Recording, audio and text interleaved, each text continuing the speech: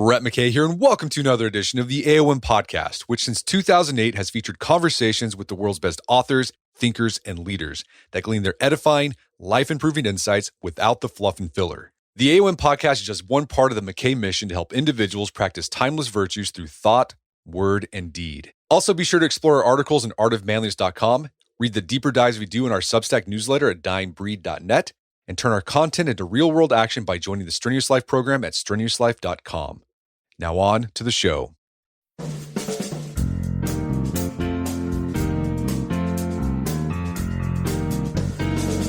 American football is so big, so braided into our weekends, our language, and our culture that it can be hard to see it clearly as a whole.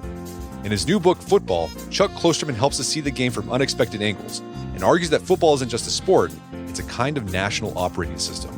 Chuck explains how it became the dominant televised spectacle in America, despite having elements that should count against it. We then explore football as a simulation of war, of reality, and even of itself, and how its simulation through video games has actually fed back into the sport. We also talk about who Chuck thinks is the GOAT. Hint, it's not Tom Brady, and the difference between achievement and greatness. At the end of our conversation, Chuck lays out a compelling argument for why football may be headed for a steep and surprising fall. After the show's over, check out our show notes at aom.is/football.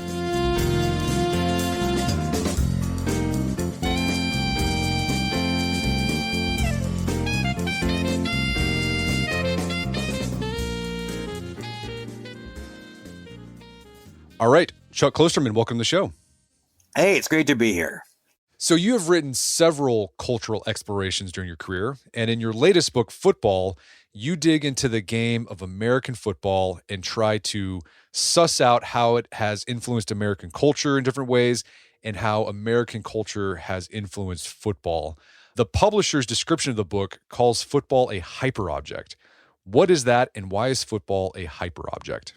A hyperobject basically is sort of this philosophical term that means something is so large and so intertwined and imbued in every aspect of society that it's impossible to see the thing in totality, that we only are really understanding the part of it that we're engaging with. Everything around it is still happening. Everything around it is still sort of informing that idea, but it is pretty much invisible simply due to size. I mean, it's like, I suppose an obvious example would be like, to say the internet. Like the internet is a hyperobject. It's so large that we all understand what it is, but it is impossible to sort of understand it in an all-encompassing way unless you step back and say almost nothing in specific, And I think that accurately, that's sort of an analysis of how football sort of operates in American society, that we certainly feel like we understand it. We can see it on like a one-to-one basis and really engage into it in a really personal way. But it is involved in the larger culture in a way that is not only impossible to see, but sort of unconsciously understood, even by those who don't really care about it as a game. So yeah, football is the most popular sport in America. I mean, you highlight the fact that if you look at the most viewed shows on TV, I think it's like the top 25 are football games, basically. Well, yeah. Well, I mean, in 2023, of the 100 most watched broadcasts in the United States that year, 93 were NFL games. And then I think 3 more were college games. Yeah. And then, I mean, also just the football metaphors have just seeped into our everyday conversation. I mean, we make analogies to it all the time in work, in life, etc. Well, sure. I mean, sometimes, there's obvious examples like, people using things like a political football or whatever. It's like, that's kind of the straightforward use of it. This popularity thing, though, it's actually more fascinating, I think, than people accept, even though we all know it, right? There are very few, I can't think of anybody who would be a more than casual follower of sports, who would not concede that, football is the most popular sport in the United States. But its popularity, it's like a different version of it. I mean, there are many countries in Europe where it is very obvious that not only is soccer the most popular sport, in some ways it is all their sports. It is almost their combination of football, basketball, and baseball kind of all put together to this one thing that's really shared. And yet you would not find 93 of the 100 most popular television broadcasts in France be a soccer game. Like, it just doesn't happen. I mean, like, baseball is beloved in Japan, yet at the same time, its popularity there is in no way a mirror of the way football is popular here. And that's also particularly interesting because football is an ethnocentric sport. It's played in the United States, Canada, a little bit in Germany, here and there'll be a few places that'll play it, but it's really just in this country. And in a sense, that makes it particularly reflective of our society in this, it kind of along the idea of like American exceptionalism or whatever. It's like only in America does this thing exist, and only in America could this thing have the magnitude that it does. And what's pretty crazy about football being the most popular sport in America, and you talk about this in the book, and I was nodding my head the entire time, it's a really complicated game. Like you note that football is probably the only sport that you can't play recreationally. There aren't pickup football games. Either there are touch football games, there's flag football, but it's not actual pads on pad football with 22 players. I mean, like I played football in high school. The last time I played football was in high school. I remember my last game as a senior, my coach said, for a lot of you guys, this is going to be the last time you play football. And I was like, wow. And it's true. What was your experience with the sport? Did you play football when you were in high school? I did. Now, I went to a very small high school in North Dakota, so I played 9-man football. Now, that is a version of 11-man football where on offense, you essentially remove the offensive tackles. On defense, you essentially remove the cornerbacks, okay?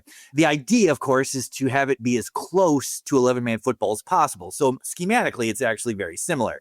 It's just for, schools with extremely low enrollment. People play both sides of the ball, of the punter as well. But beyond that, coming from a town of 500 people, where the high school is really the center of the town, even more so than any of the churches. The town is really built around its school in a place like that. And our football program was strong, and it just sort of imbued every aspect of life. It's hard to even, I can't really imagine what the experience of high school would have been like without sports and particularly football involved. Now, my kids are going to have the opposite experience. It's not going to be the way it is for them. But that's how it was for me. Then, I went to college and I got into journalism, and initially I was a sports reporter and I covered the football team. I then moved into this phase professionally where I was like a rock critic and a film critic and sort of more of a straightforward cultural journalist. I never stopped watching football, though. That was always there. And then about 20 years ago, I started thinking about the idea of football as having a meaning that, despite being impossible to escape, is still somewhat underrated, particularly as a way to understand the last half of the 20th century. And what you're saying in general is, it's a very true thing. Okay, so soccer is the most popular sport in the world. Everyone understands that. One of the keys to this is that it is the easiest sport to play in the sense that all you need is one kickable object and two teams. You can go to the most remote place on any continent, except Antarctica, obviously, and you can see people playing soccer. It's very easy to do. Basketball is a sport you can play by yourself. The idea of shooting a jump shot alone in a gym is not like being in a basketball game, but the mechanics of that activity are identical. Baseball takes space in a lot of guys, but yet we've built this whole superstructure of recreational softball to kind of simulate that through life. If you're somebody who was a track star in high school, you can still go running. If you were a swimming star, you can still go to the pool. You can bowl your whole life. You can play golf your whole life, but not football. Like you and I could go out in my yard and throw a football around. We could even get two more guys and run little patterns, play offense, defense. It has no relationship to the game for real. Like the only version of football that really matters is the official version. It can't really be simulated, and that should be a detriment, right? Like if you were inventing football for the first time, if we didn't have these sports and we were inventing them, the fact that it's impossible to recreationally simulate should be a real problem. It should make people feel distant from the game. But it appears that the opposite has happened. It feels that this distance has sort of, in a weird way, democratized the experience of watching it. That we're all kind of in the same position where we have this understanding that is not really inherent to who we are. It's not our own experience. It's just like learned information that we sort of all pretend is something that we can easily sort of understand. Yeah, and very few people have actually played football. I think you did the numbers. It ended up being like maybe 0.2% of the population in America. Oh, way lower. Way lower. Like 0.02. It's like there's maybe a million kids playing in high school, and then you have a couple thousand playing in college, and a small number, whatever, roster size, times 32 in the NFL, if you include the practice squads. You got some people in Canada, and that's it. It is not a universal experience in any way, It's exclusionary by design. Yeah, so maybe we'll get to this through our conversation, but like first blush, why do you think so many people like watching football if they've never played football and it's this kind of complex game that, you even talk about, there's not a lot of action in it. It's action packed, but there's a lot of standing around, walking between downs while the chains get moved. Okay, so this is the mysterious thing. Okay, I'd mentioned earlier, if football was being invented now, we would see its exclusionary nature as a detriment. An even greater detriment would be seen during the theoretical pitch meeting, if we're trying to all come up with new ideas for sports, is if someone were to say, well, in a 3-hour game, there's actually 11 minutes of action. There was this kind of famous Wall Street Journal article where they did research on all these NFL games, and they realized that the average 3-hour NFL football telecast involves 11 minutes of activity. Now, on paper, that just seems insane. If someone said, hey, I made a 3-hour movie, but actually there's only things happening in 11 minutes of it, people would be like, what is that? That's the antithesis of what entertainment is. But what is strange is that the way those 11 minutes are broken down into these little bursts of activity with these gaps in between, where you can think about what you saw, you can think about what you're going to see next, and you can think about whatever you want, even if it's divorced from the game you're experiencing. That is part of almost the magical quality of football as a television enterprise. It doesn't seem like what we should want, but it is. And the evidence of that is overwhelming. So you mentioned television. Okay, football is a television enterprise. This is one of your main theses in the book. It's this line. I loved it. I have a friend who's a media theory professor here at the University of Tulsa. He loved it. The line is this. You said, football is a purely mediated experience, even when there's no media involved. What do you mean by that? Oh, yeah. Okay, so that's the key point to this whole idea. So football is invented a little bit after the Civil War. And, the reason for this, it's arguable, but there's this sort of built-in belief that there were people in the wake of the Civil War who was like, our sons are not going to fight wars. They're not going to face adversity. Our society will be a failure because they'll be too soft. We've got to create some simulation for this. And they kind of came up with this sport of football. Now, whether or not that's exactly true or partially true, it doesn't really matter. Regardless, for the next 70 or 80 years, football evolves into something that's kind of close to what we imagine now. And then it intersects with the inception of television. And by chance, no one made this happen. It just worked out this way. Football is the perfect product for the television experience, and television is the perfect vessel for showing what football is. No one has ever constructed a better TV experience than the way football worked out accidentally. And it kind of begins with the kind of famous championship game between the Colts and the Giants, the greatest game ever played, where even though the game was blacked out in New York, 46 million people or whatever for the first time saw this game. And it wasn't that they were seeing something they'd never experienced before. They just never experienced in this way. It was the merging of those two mediums. And since then, football's relationship to television is really the driving force between how it has become this kind of cultural monolith. Our understanding of football is through the TV experience, even for people like you and I who have played. If someone were to say to you, imagine a football game, I am guessing the first thing you imagined was the way it looks on television, even though you've played it. That you almost imagine that shot from the midfield, where you can't really see depth and it's the game is being played horizontal across the screen. You can't even see the free safety. It's not even the ideal way to see it if you really care, but it is the way we understand it. And this is part of the reason why I really think that in some ways football is the perfect metaphor for understanding America from, say, 1950 to the year 2000. It may not be going forward, in part because of our changing relationship to television. So what makes football the perfect game for television? Okay, so with almost any other sport, the idea of the televised version of that sport is how can we transmit the live experience into the TV experience? Okay, hockey is the one game that we all sort of understand to be better live. Because part of hockey is, the sound and the feeling of guys smashing up against the plexiglass, and you just can't simulate that on that. Now, almost every other sport is kind of debatable. Like baseball can be better live if it's a beautiful day, and it's just like if the ballpark is great, but it can also be in some ways harder to watch if you really care about the outcome than when you see it on television. Basketball is great if you're next to the court. It's bad if you're in the rafters. The best seats tend to be actually the ones that simulate the TV camera. Boxing, auto racing, those have like palpable energy, and it's like the sound of it's incredible, but at the same time, you can't always see everything. Golf and tennis, there's an intimacy to being live, but it can be monotonous. All these other sports, there's sort of like a debate. Is it better live or better on television to see the actual sport? With football, there is no debate. It's always better on television. There's a million reasons to go to a live football game, but one of them cannot be, I need to really see what's happening.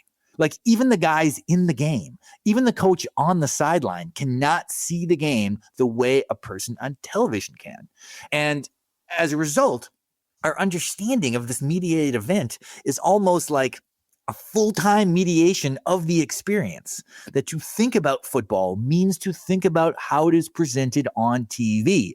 And if you want to get down to real specific things, it's the fact that unlike other sports that kind of happen when they happen, we know when football's going on. We know it's college games Saturday, pro games Sunday, there's a Monday night game, there's a Tuesday night game.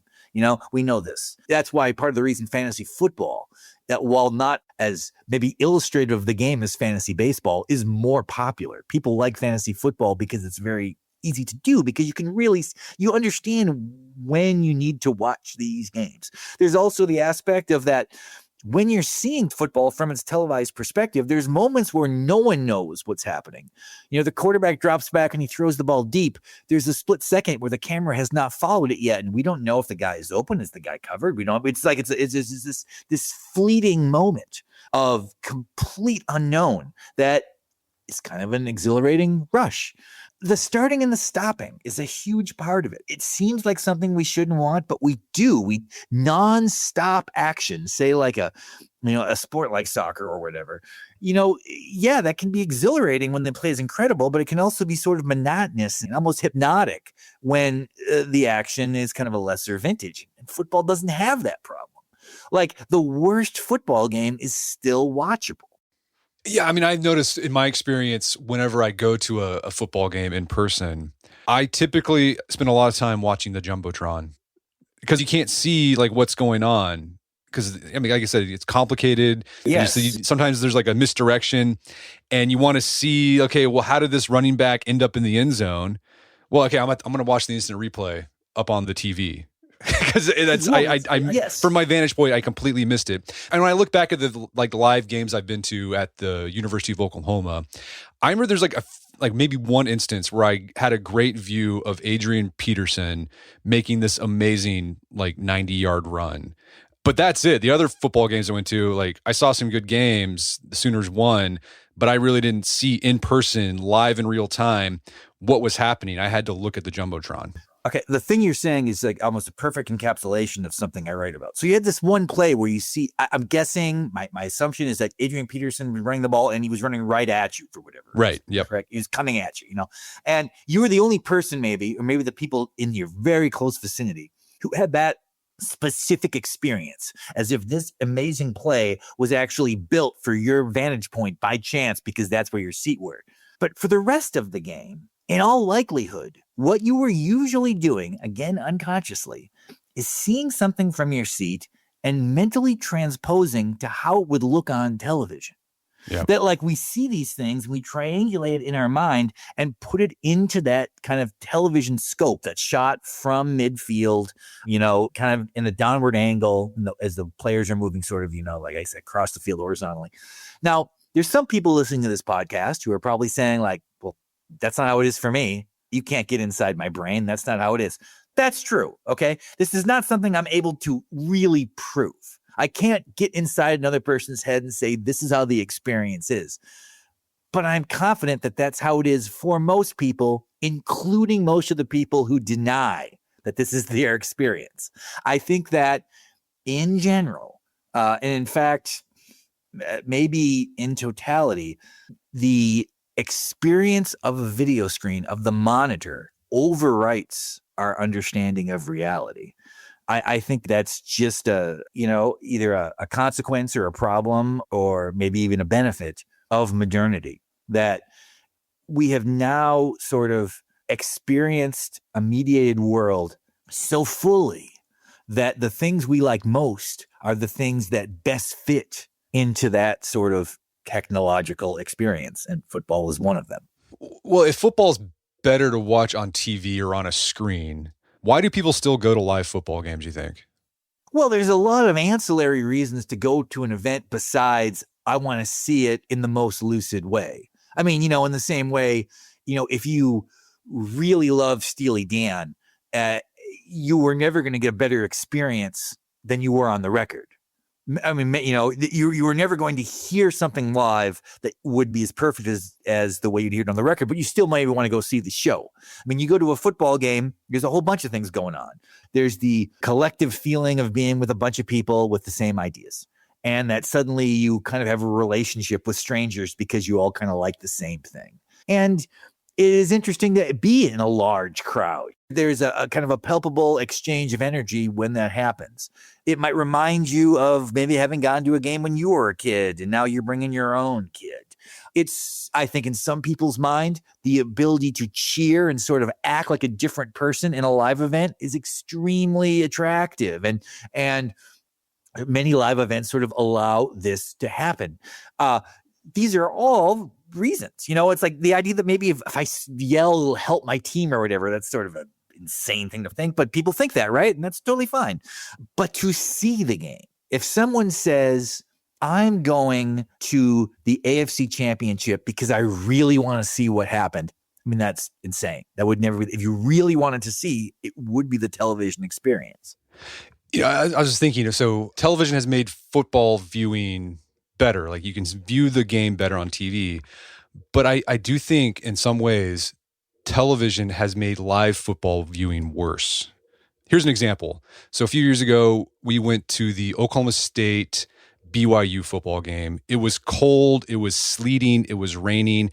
Game went into overtime. I mean, it was televised. And like we were just ready to go home because we were just like, oh my gosh, we're just soaking wet and it's cold. But we had to do the stupid TV timeouts. It wasn't like a timeout because like the team needed a timeout. It was like we need a timeout so we can show commercials on television for the people at home. And it just made the game longer than it needed to be.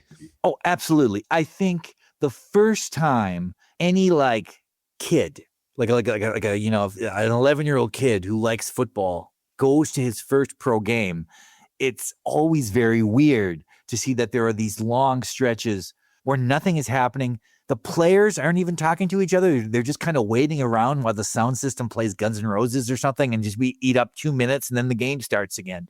That's true. Television has made the live experience worse. But, I guess there's a lot of people who would say that is one of the hallmarks of all technology, which is that it detracts from the organic experience.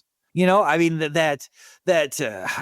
is like probably a crazy thing to point out, but would you go back and read like what the Unabomber, but like Ted Kaczynski was writing about? One of the things he was writing about was that technology puts a ceiling on our freedom that we can't even recognize because we assume the ceiling is normal. That our ability to sort of imagine or experience the world is sort of limited by our mediated understanding of it. And that's what happens with television and all sports in a way. I mean, it is interesting to say go to an NBA game that's, not being televised by TNT or ESPN. Like when I go to a Blazers game here that's just like being shown locally, the game feels fast. They're not building in all these breaks, and it's a better experience. But then it's sort of like a risk reward thing. I mean, it's like if you're from the NFL, from their perspective, what is more important? The 65,000 people who are in a stadium, maybe, or the 6.5 million people who are watching it at home.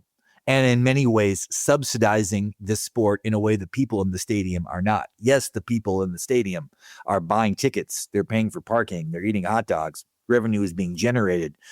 But all sports now, all major sports, are built around the television contract with various networks and platforms. And those are the people who matter. Yeah. So this is a perfect example of how football is a hyperobject, that when we're talking about football, we're talking about something bigger than football. I mean, in our conversation, I didn't see this coming up, but we name dropped the Unabomber. Yeah. There you go. Yeah. But I do that a lot. We're going to take a quick break for a word from our sponsors. And now back to the show. So in the book, you mentioned that football is an unreality, that it's a simulation on multiple levels. You mentioned it earlier, football is often seen as a simulation of war. The founding legend is that it was started after the Civil War. People were anxious about masculinity, the whole muscular Christianity movement, Teddy Roosevelt's strenuous life. So we got to develop this game to toughen boys up. It simulates war so they have experience with it. I mean, I think Dwight Eisenhower, he played football at West Point. I think he coached at West Point. Well, he played against Jim Thorpe. Yeah. And I think he even said that football is like the best game to prepare men to fight in war.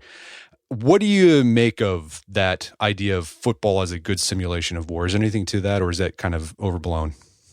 Well, it's a tricky thing. Like, is football the best game to prepare young men to later fight in war? I mean, among sports, it probably is. I don't think that we look at sports necessarily as like that should be their purpose. Certainly not now. It's like it would be weird in a modern context if someone wrote a book promoting the idea of football based on the idea that this could like help us militarily moving forward or whatever. But at the same time, it's an interesting thing. I mean, the thing that I argue in this book is like, football is a simulation of war. There is no question about it, but it's a simulation of ancient wars. It's not a simulation of modern warfare. It's a simulation of the way wars would have been fought in the 19th century, or the way that they would work like in the board game Stratego or whatever. Like it's not like Don DeLillo had a book come out in 1972 called End Zone, and it's a football book, and it deals a lot with the idea of kind of nuclear holocaust. And people, they didn't really love this book when it came out because they were like, well, it's kind of too on the nose to say football is like war. But he was actually arguing something that was really prescient that the other people didn't get, which is that he was essentially saying that football's relationship to war kind of ended with the advent of the atomic weapon, that football's relationship to war is the way wars were once fought. And I think that is the draw. It's not the draw that like I'm seeing something that's like a war. The draw is I'm kind of seeing a modern incarnation of military history.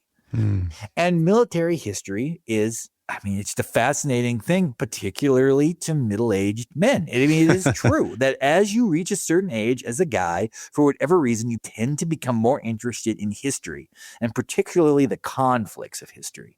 And the modern version of football, even though it's in many ways completely divorced from that. You can watch a football game and it'll never come up. And yet there is a tie back to that because, what's the thing about military conflict? It's like, the stakes could not be higher, right? Like you live or you die. A mistake you make isn't something that you regret. It means that you were killed or the people around you were killed. Responsibility is high. Like there's a version of that in the football game as well, where you can't talk your way around getting leverage on the tight end. You can't like make an argument that says, I can run this guy down even though he's faster than me. In football, a lot of the sort of visceral things about being alive are present. It's a very intellectual game. It's a very sort of rehearsed and orchestrated game. But when two guys are running at each other and they're going to collide, the outcome is based on physics. It's not based on what we want to have happen. Yeah. That's what football does in a lot of ways. Football eliminates the possibility of us saying, well, I want the world to be this way. It's like, this is how the world is. Yeah. No, I think that's a great point, that football is a simulation of war, how it used to be. Because like now with the nuclear bomb, it's like, well, everyone's hosed. Even the fans they're hosed. Like you can't do anything about it. Or even in a smaller scale, drone warfare or whatever, So drones do real damage, but it's almost like, it would be sort of like if all wars were fought with robots, would the outcome of those wars still matter? I don't know. There has to be sort of that human consequence. And football is a reminder that human consequences are not just constructions. Like, it's real. Yeah. And maybe that's why I love trick plays, because it's almost like guerrilla warfare. Like you're flipping the script. You're not following the typical script, right? Like that's what guerrilla warfare, their advantage is you don't follow what you're supposed to do. You don't follow the typical rules of engagement. You do something out of the ordinary. Maybe that's what a trick play is. Like, I love seeing that flea flicker. It might not work, but if it works, it's just devastating. Well, because that is sort of, the counterbalance, where the idea that this is really just a game about, size and speed. Not on this double reverse, it wasn't. On this, it was schematic. It was strategic. It was intellectual. We have these sort of ideas about what the culture of football means. And very often it's seen in a pejorative way. It's like the culture of football is almost like everything we're trying to erase from the world. But it is a complicated game. It is a game based on sort of an understanding of your opponent and analytics and how much practice you've put into it and sort of your own pure originality and creativity. I mean, is football art? Well, I suppose technically not, because usually when we say, what qualifies something as art, there's all these things that have to, intentionality and all these things that have to sort of be recognized, and football doesn't necessarily do that. But the expression of football, the way football is as something we watch, works in the same way. It is an artistic experience. Yeah, wasn't there's some woman that wrote an essay about the forward pass. I forgot the name. It was really good. And she just talked about how, like, it's just the most beautiful thing in the world to watch an amazing long bomb forward pass. And it's like artistic, unintentionally artistic. But yeah, I mean, I appreciate whenever a team uses artistry. Like, I mean, I'm an OU fan. I still think about that game. I guess it's 2007 when they played Boise State in the Fiesta Bowl. Sure, and they ran the hook and ladder. Yeah, or the Statue of Liberty. It sucked because OU lost, but I'm like, man, that was awesome. Yeah, I mean, I think it could be argued if somebody said to me, what was the greatest 5-minute span of football in the 21st century? It would be the end of that game. It would be the play, the touchdown, the 2-point conversion, the player proposing to his girlfriend in the end zone afterwards. The only time, in many ways, an upset of that magnitude has happened on that stage. I mean, obviously there have been like bigger upsets, a small school beating a big school, but like that was like the biggest game of the year for both teams. It was almost everything that we want football to be in that little encapsulation, Okay, so football's a simulation of war. Another thing you talk about, and I thought this was really interesting, there's like this reverse dynamic going on, is that video game football, which is a simulation of football, has actually changed the real game of football. Tell us about that.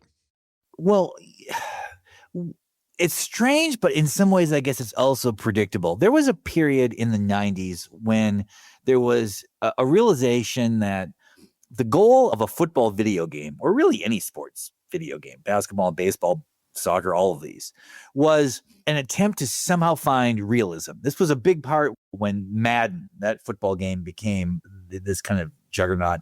John Madden was involved with the creation of that, and his thing was, I want verisimilitude. I want this game to be I want it to look the way football looks. In fact, EA Sports, when they made that game, they wanted to have it be 7-on-7. because it would be kind of less stress on the computing. There would be less guys. And John Madden was like, no, it's got to be 11 on 11 or it doesn't count, So this whole thing became this idea. It's like, well, let's try to make a football game that's realistic.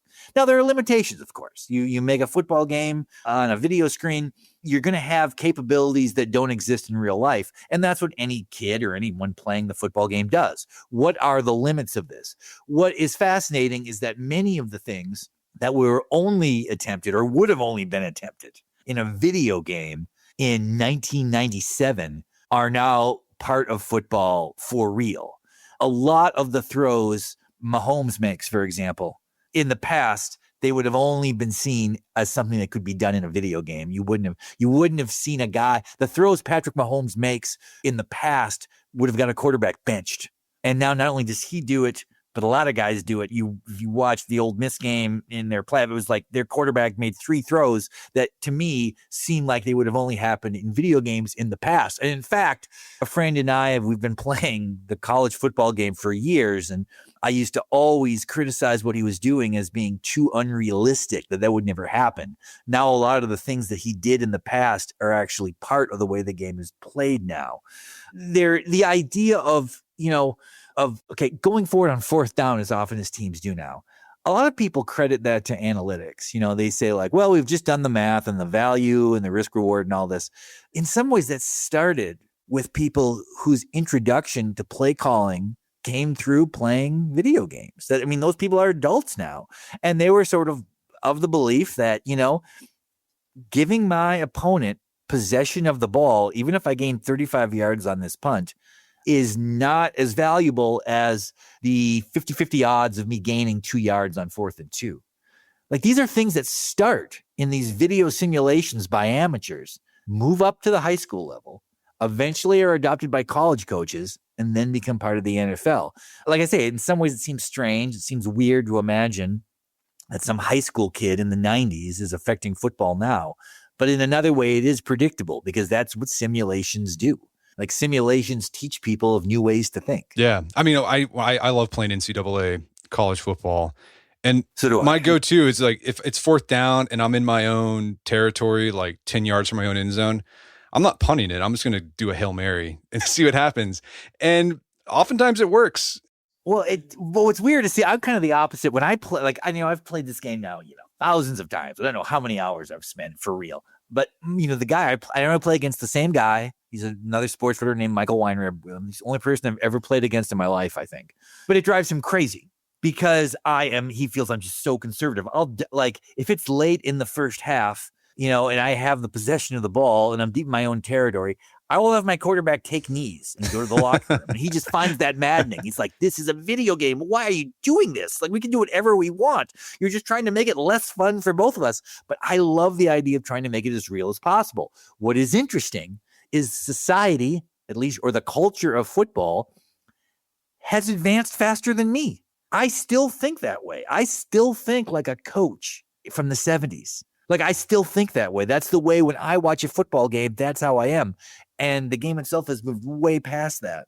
That now, if you watch, you watch the Rams play whatever, McVay is doing things that are far more innovative than I sort of believed were even possible when I sort of got into football, and that's also kind of in a weird, strange way, the conservative draw of the sport is that football is always about the past in a way. It is tied to the world that we've left, and it's still operating in the world that we now inhabit.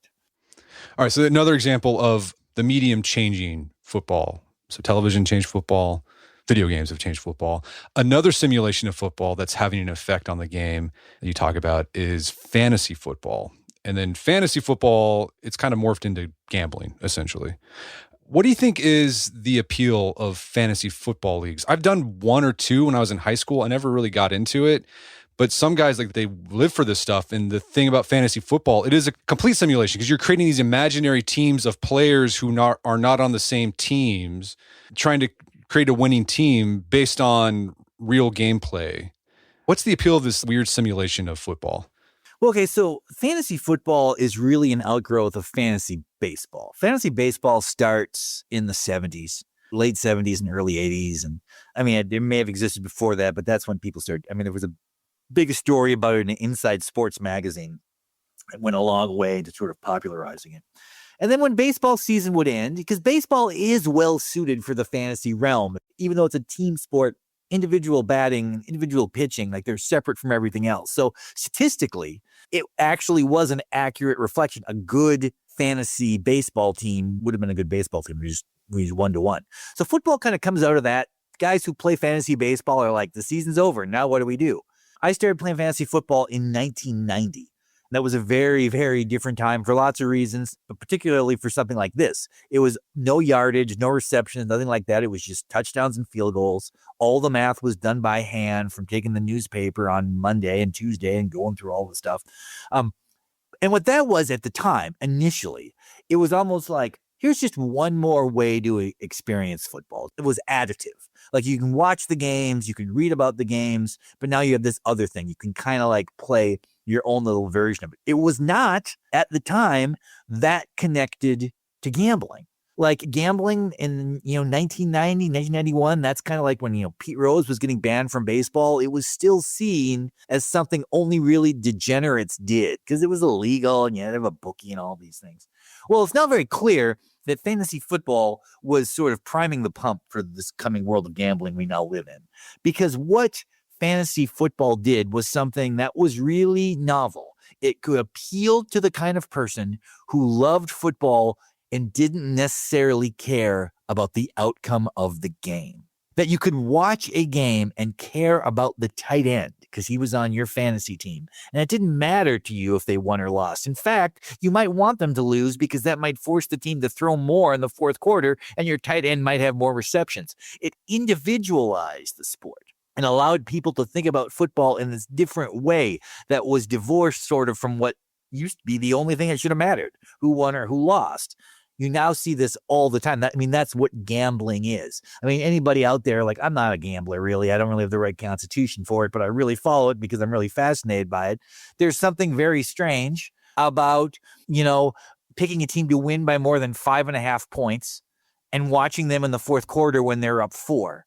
And just trying to figure out ways. Well, how can they get one more field goal here? How can it? Like you're watching this completely different game. It's still the same game that you would be watching if you had no money involved at all. But now it's a completely evolved thing where there's a game inside the game, and really the main player is you. Fantasy football sort of did that in a way without Now it was also just I think in a lot of ways a way for people to connect through a sport, even though they might have asymmetrical interest in that sport. And what I mean by that is I've been in fantasy football leagues that are like in an office. Like I'm working in an office and someone wants to start a fantasy football league. And the 12 people involved all have different levels of interest in football. There's a few people who live and die for it and would watch it every weekend of their life if they could. And a few people who wouldn't watch it all and only follow it because they have a fantasy team. And yet the way fantasy football operates, especially through the internet, everyone is equal. The internet does the work for you. It tells you who to draft. It tells you who to start. So you don't need to be an expert to win your fantasy league. I'm in a college football fantasy league. The league is called Kiffinology. We named it after Lane Kiffin. This was back when he was not now. This was years ago when he was a totally different kind of figure. And a guy who dominates that league, the name of his team is Who is Lane Kiffin? He had no idea who Lane Kiffin was when he joined this league. And yet he's become by far the best owner in this thing because it's not really about knowing about football. It's being able to understand the outcome of past games. Yeah. Well, if television has changed football, video games have changed football. Do you think gambling fantasy football is changing football, the actual game? Well, I don't know if it is changing the actual game between the lines on the field. It's changing everything else, though. I think that all the sports leagues, including the NFL, understand that they need to have a relationship with gambling, not just to flourish, but potentially to exist in the future. That right now, the NFL is this monolith due to wealth that is mainly acquired and accumulated through advertising.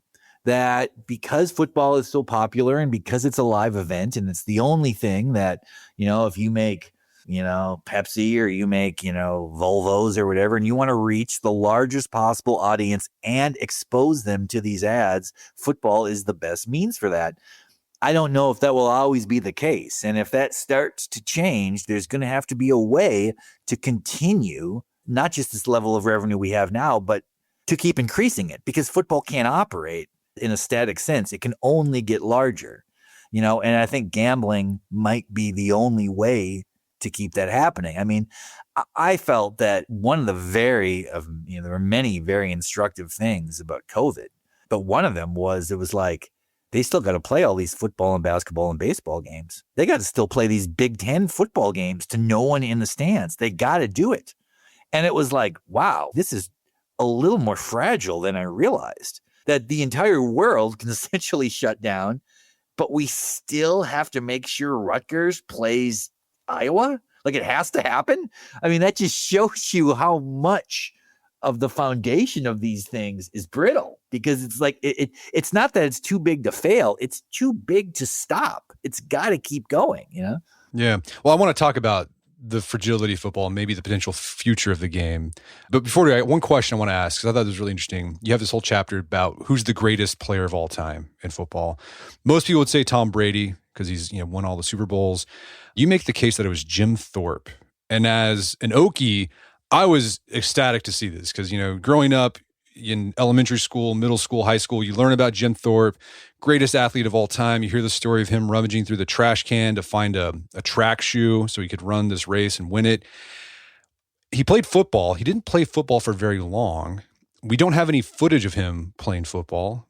How did you then determine that he was the greatest football player of all time? Well, that's a interesting section of the book that a lot of people bring up to me, because, on the surface, it's kind of like chock full of football discussion of players, discussion of Randy Moss, discussion of Tom Brady, but in a larger sense, it is kind of an ideological point about the concept of greatness.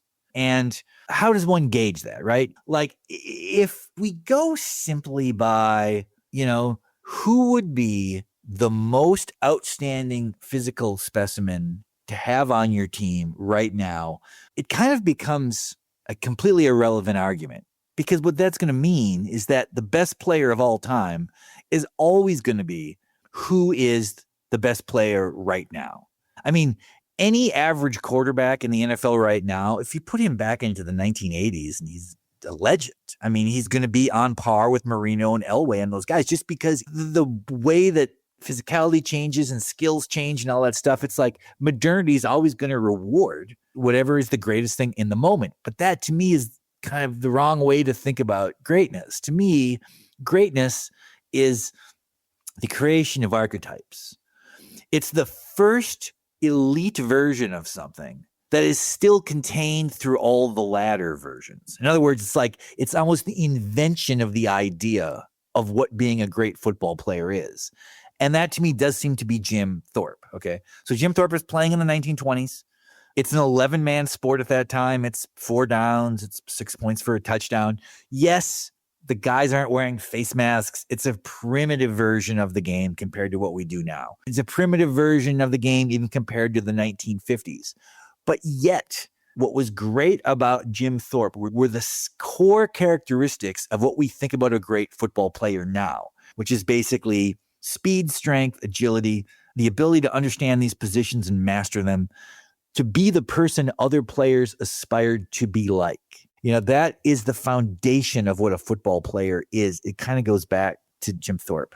Yeah. I mean, that is sort of what I'm talking about in that section. That's sort of the idea that, like, our understanding of what a great football player is or what a great football player looks like was kind of in the DNA of Thorpe, the experience of Thorpe.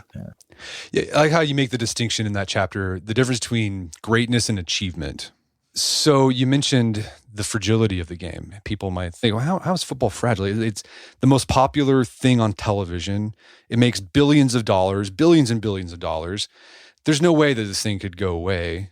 But you make the case we might have a world where football, it might exist, but it's not going to exist how it exists today. So why do you think football 30, 40, 50 years from now might not be a hyperobject anymore? Well, I mean, the simplest answer is that the world's going to change. And when the world changes, large objects have a harder time transitioning than small objects. It's like the largeness of football is both its sort of value in the present and its danger in the future. Like I said, like football, it's not just that football is so big it can't in any ways collapse, but it's like it needs to keep expanding. It's only set up to become a bigger and bigger thing. Every year, the revenue has to go up. Every year, the popularity needs to go up. They need to play games in England and in Germany and in Mexico City. They need to make it larger and larger and larger because the way it is created and the amount of money it consumes, the amount of money the players consume and the franchises consume consistently goes up. It just keeps going up and they're never going to go back. There's never going to be a point where, the players union would say like, okay, well, I'll take a pay cut because it's good for the league. Like that will never happen. So what the NFL and pro football and all pro sports in general are dependent on is that the amount of money that they earn from ad revenue is always going to be able to sort of outstrip the costs. And that every year the contract for who gets to show the NFC and the AFC, that Fox or NBC or CBS or ABC or these places, they'll always pay more because it's, worth so much to them. But that is dependent on advertisers seeing advertising as the same value it has now. I think that this is going to change. I predict that over the next 40 or 50 years, there is going to be a pretty massive sea change over what is seen as the value of a commercial and the value of advertising. We've never really been able to prove that advertising works at all. We know it does in terms of introducing a product to people. That like if someone has never, ever heard of Budweiser before and they see a Budweiser commercial, now they know it exists. But then if they see 15,000 more commercials for Budweiser, it's not going to necessarily make them thirsty. It's just the best thing we have. Like we don't know that advertising works, but there's kind of a tautology. Well, the most successful places spend a lot on advertising. It must work or whatever. I think that's going to shift. And when it shifts, it's going to shift really fast. That suddenly there's going to be an understanding that spending a bunch of money on a commercial and then spending more money to have that commercial shown during the Super Bowl or whatever is going to evaporate. And when that happens, there's going to be this real sort of grinding moment of friction where it's like, well, now the NFL has to, we're not going to be able to expand. We're not going to make as much money as we used to. Do we contract teams? Do we change these contracts? The players will strike. Now, there have been strikes in the past before in the 80s, but this will be a combination of a strike and a lockout because the owners will see the same thing. They will see like, well, we're going to lose money by playing these games. And the players still want more money. They still want a raise. So there'll be this big stoppage. Now, if that happened right now, today, there'd be a national freak out. Okay. If football was suddenly gone every weekend, people would be like, well, what am I going to do on Sunday? What am I going to do on, what am I going to gamble on? What about my fantasy team? What about it would be, that might not be true. And I don't think it will be true in 40 or 50 years because the personal relationship to football that we had for most of the 20th century is kind of disappearing. There's a bifurcation now between the very small sliver of people who have a personal relationship to the game and the many, many more people who just kind of see it as an entertaining distraction. An entertaining distraction they love and which that they see as something that's like, maybe intrinsic to who they are, but not in a way that sort of touches who they actually are, I guess. It's like it'll be something like, well, I watch football because my dad watched it. He didn't play either. My grandpa maybe did. Like it'll just separate and separate and separate. So when this sort of work stoppage occurs, people are going to care much less than we would expect them to, much less than they would care today. The comparison I use in the book is how, in 1920 or whatever, horse racing was one of the three biggest sports. And that was because people still had a relationship to horses in all walks of life. Like even if they lived in an urban area, they had grown up in a rural area and their father had owned horses or they had a blue collar job where horses did the labor I mentioned how like in Chicago in 1900, it was called the city of horses. Even if you lived in Chicago, horses were everywhere. So horse racing was a natural extension of that. We had a relationship to the horse. Okay. For a long time, most people in America had some relationship to football, even if they didn't play. It was something that their friends played or that meant a lot in their high school or college or all these things. It was the one time their family was all together on Sunday watching the same thing. I think when that disappears, a super lucrative hyperobject becomes extremely fragile. Okay, so fewer people are playing tackle football, so people are going to have less of a personal connection to the game. And I think, too, people are going to lose a connection to the game just because with NIL and portal transfers, people are just going to lose their connection to the college game. Like the teams are always changing. It's all just so mercenary. So you lose that connection to your hometown team or the team you root for. And then the leagues rely on the networks paying tons of money for the rights to air these football games. I think it's something like $12 billion for the NFL. It's billions to air college games. And right now, networks are willing to pay that money. They're willing to pony up because the advertising is valuable enough to justify it. But eventually, advertising won't have the same ROI, so networks won't pay as much. And the NFL, its model is based on, the rights cost going up and up and up. So when the money stops going up, it'll all start to collapse. And this reminds me of a guy we had on the podcast a while back ago, who's an expert on Roman gladiatorial games. And he said this is one of the reasons why they disappeared. They just got bigger and bigger and more elaborate. And eventually they were too expensive to put on. So they went away. Yeah, they were trying to do things like they would fill a coliseum with water and have naval battles on this. It was like, I'm sure that was essentially the Super Bowl of its time. Yeah. Yeah, it's funny because people often kind of compare football games to gladiatorial games, and the same fate might happen to football, American football. Well, Chuck, this has been a great conversation. Where can people go to learn more about the book and your work? Well, I mean, if you want to learn about the book, you got to buy the book, I guess. In terms of learning about it and learning about me, I don't know. I guess all my old books. I don't really do much social media anymore. I do these podcasts when people ask me to be on them, but I don't know. I don't know how to tell people besides. You're a hermit. I love it. Yeah, kind of. Yeah. All right. Well, Chuck Klosterman, thanks for your time. It's been a pleasure. Thanks. My guest today was Chuck Klosterman. He's the author of the book Football. It's available on Amazon.com and bookstores everywhere. Check out our show notes at aom.is/football, where you find links to resources and we delve deeper into this topic.